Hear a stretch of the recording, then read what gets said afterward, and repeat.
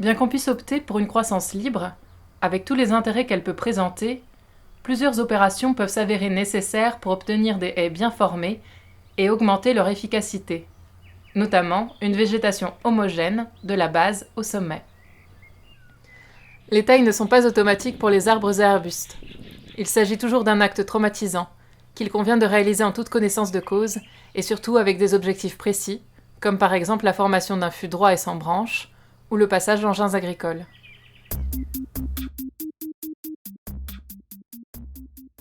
La gestion des adventices permet de réduire la concurrence de la strate herbacée sur les jeunes plants pendant 3 à 4 saisons de végétation. Elle se fait sur 2 périodes. Entre mars et début juin, le binage permet de lutter contre les graminées qui concurrencent les plants pour l'alimentation en eau, et entre juin et septembre, le débroussaillage élimine les dicotylédones qui, elles, concurrencent les plants pour la lumière.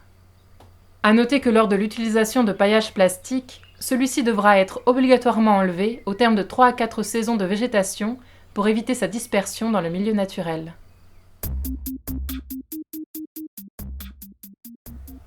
Le recépage permet, en coupant les tiges des arbustes et arbrisseaux entre 5 et 10 cm au-dessus du sol, à l'aide d'un sécateur, de provoquer l'apparition de nouvelles tiges vigoureuses et donc de favoriser l'épaississement des haies.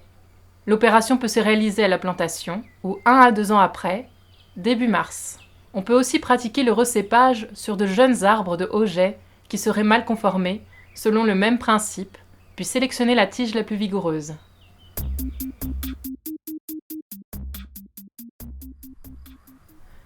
Pour toutes les opérations décrites, veillez à utiliser un matériel propre et désinfecté, que ce soit le sécateur emmanché ou les scies, pour ne pas transmettre parasites ou bactéries d'arbre en arbre.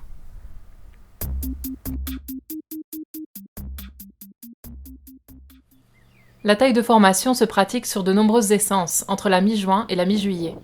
Elle ne concerne que les arbres et doit être réalisée chaque année jusqu'à la 5e année. Elle permet d'obtenir des arbres équilibrés, susceptibles de fournir du bois d'œuvre de qualité, sans branches et sans nœuds, à l'âge adulte. On doit éliminer les fourches et les grosses branches de manière progressive jusqu'à obtenir, à l'âge adulte, un arbre avec 50% de branches et 50% de fûts.